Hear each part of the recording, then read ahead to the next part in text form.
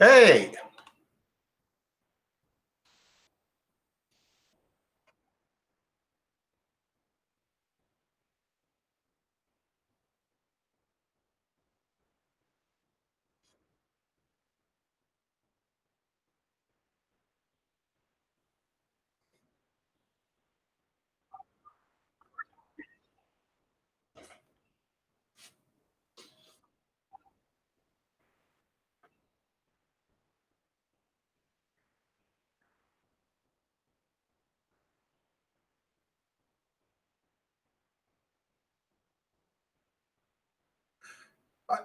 no, I haven't looked into what the US government does on this. And as you said, I'm really open to suggestions. But, first and foremost, it has to be that easy to deploy. I can always deploy it over time, one hotel at a time, over a long period of time. But, it has to be so intuitive to use that employees basically do not need any kind of education at all to use. And that is one of the problems that I, in my opinion, still see about WebAuth and even TOTP. The concept of using an authenticator app is just it's so advanced that normal users are basically still not really interested in doing it unless I can sort of show them that this makes your everyday even easier to manage. And that's a big challenge to me.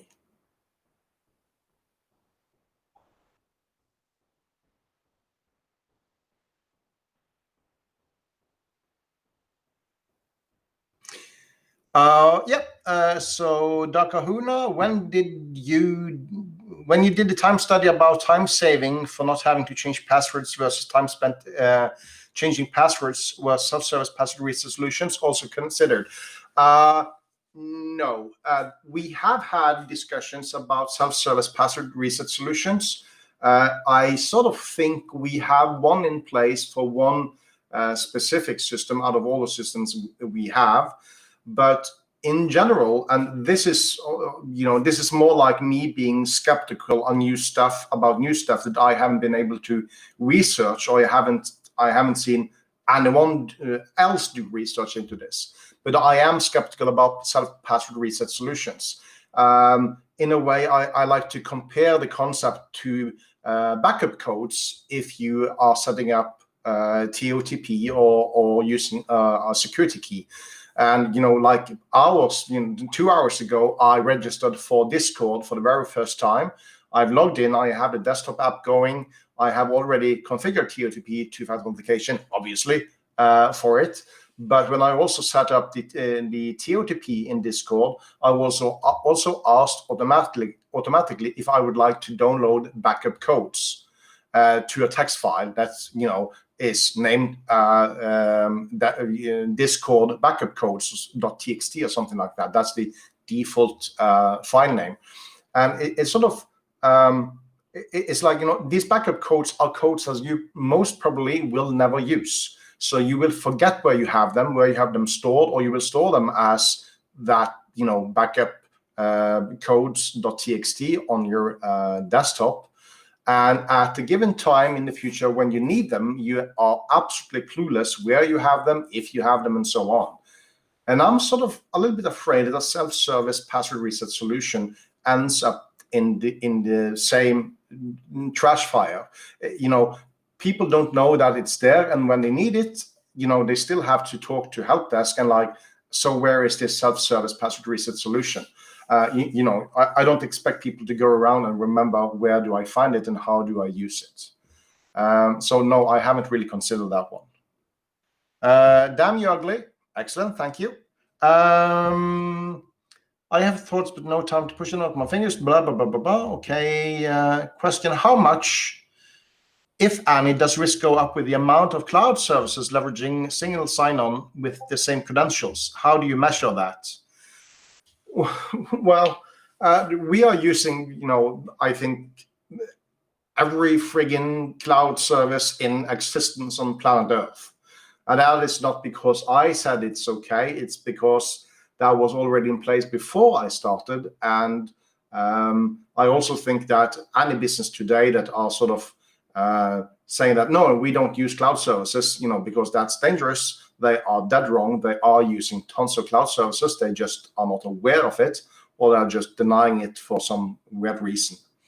Now, single sign-on is also a thing that, I've talked to single sign-on consultants before, many times, and I've heard quite a few of them saying that if you can just onboard a customer on a single sign-on solution, they are yours for eternity. You can milk them dry for money because single sign-on is a big thing.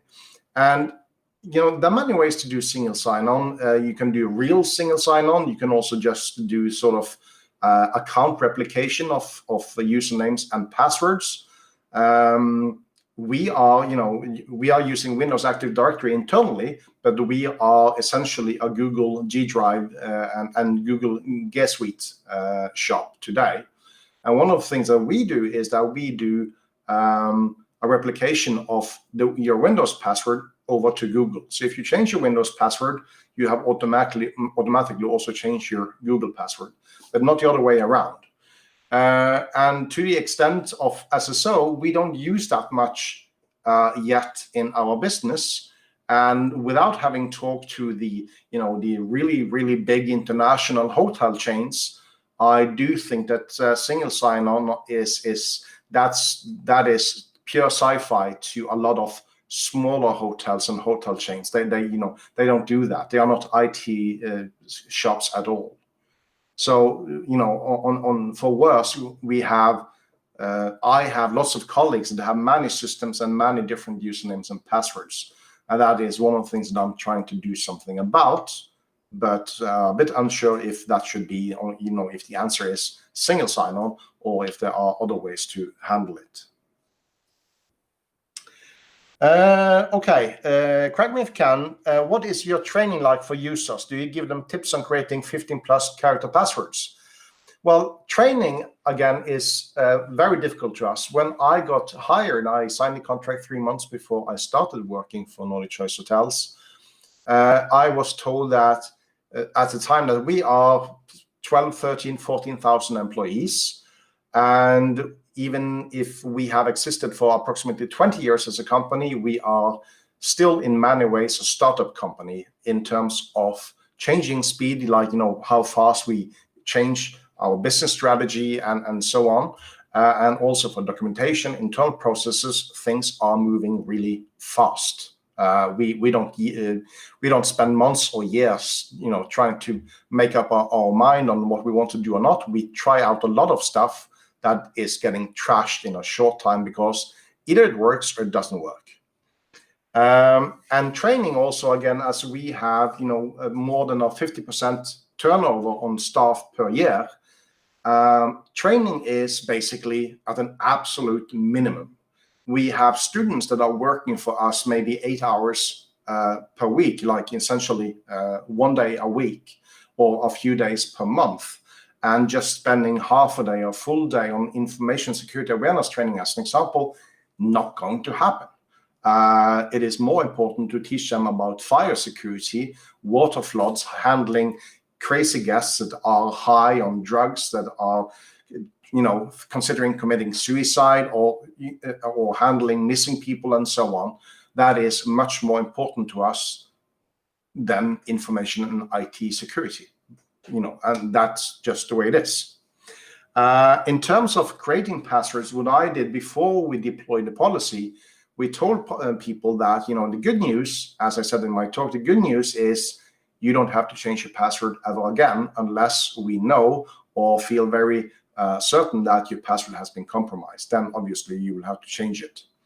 But we also told people that, because passphrase, I don't know how commonly known passphrase is in English, but the English word passphrase, or also Norwegian translation, just isn't known among people in Norway, Sweden, and Denmark. It's, people don't understand what you mean by that.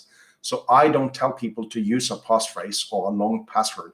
I just tell people use some sort of simple sentence, which is positive, easy to use, and easy to type, and maybe something from your past. So if, I grew up in Haugesund as a child, that's, you got to be pretty drunk to not be able to remember that, but it's for just a single password. And that's basically what I do. Use a simple sentence. One of the things that I see difficult with that is that even though I keep telling people again and again and again and again, you can use spaces in your passwords, people continue not to do so. And I really don't know why they don't do that, but that's what's happening. Okay, follow up from Crack Me If You Can. Do you still have password complexity requirements, like it has to have a special character, or did you remove all those and just do 15 plus length? If I'm going to challenge you to try to crack some of our hashes, then I'm not sure if I should actually respond to that. But yes, I did remove all the complexity requirements. It's just 15 plus characters. But I didn't tell people that in the information we sent out. And also, so far, the password auditing tracking that I've been doing looks like the very, very vast majority, I don't have a percentage for you, but the vast majority, they keep creating the passwords the same way as they do in other places. So they stick to the uppercase, lowercase, and 1, 2, or 4 digits at the end, and still trying to be smart using exclamation mark at the end, as you very well know. So that's where we are. And I really do feel that, trying to educate people on how to do this in what we think is a better way takes a lot of time. So yeah, that's where we are on that one. Wardrobe change? Yeah, I for some reason I just didn't find the time, I think, to make new T-shirts for this. In 2 hours, I'm doing a talk at the Crypto Village as well, but unfortunately, no new T-shirts, and I look a little bit more corporate today. Sorry about that. I'll try to do better next time. Okay, so talk was recorded. Yet funny and porn. Okay, any more questions?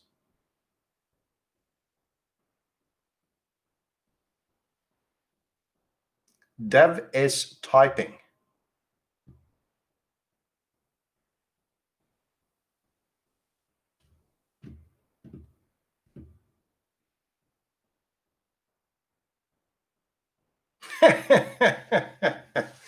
You can always reach out, of course, afterwards on Twitter or by email. And I love to discuss this stuff for forever. I've been doing this now for more than 20 years, and I'm pretty sure I will be discussing this in 20 years from now on as well. So, I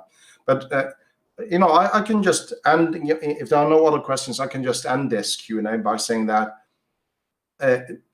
I started now 3 years ago at Nordic Choice Hotels, and I've been working with telecom, financial industry, banking, and large industrial clients for most of. And moving over to the hospitality business, working for a hotel chain has been a major change to me for so many reasons. And in terms of IT security and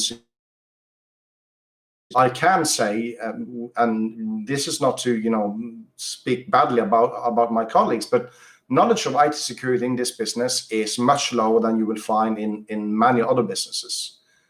On the other hand, the need for privacy and also understanding how to actually, should I say, provide security and privacy to our guests in our hotels are much better with our employees than I have ever seen among IT staff and IT security staff, because IT companies, in my opinion, seems to, privacy is just it's a remote thing. You don't see the need for privacy the same way as when you work in a restaurant or in a hotel reception. And I can tell you that there's a lot of stuff happening in hotels that people probably want to keep private. And our staff sees that every day.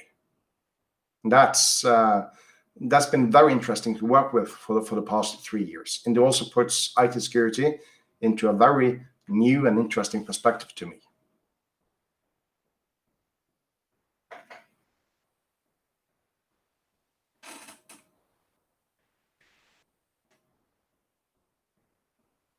No more questions, unless, correct me if you can. Your stuff, he's my private stuff. Well, yeah, I mean, your stuff. You know, whenever you come, I'll make sure you get a room with the built-in cameras. So don't worry, we'll handle that.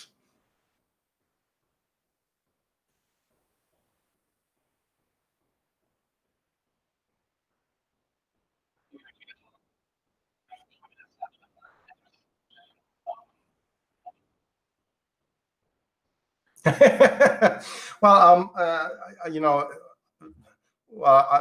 let's not do too much politics, but I'm turning 50 next year, in September next year. So I really gotta say, I would love to come back to Las Vegas next year for Hacker Week and the Password Village, or whatever we do next year. I would love to come back.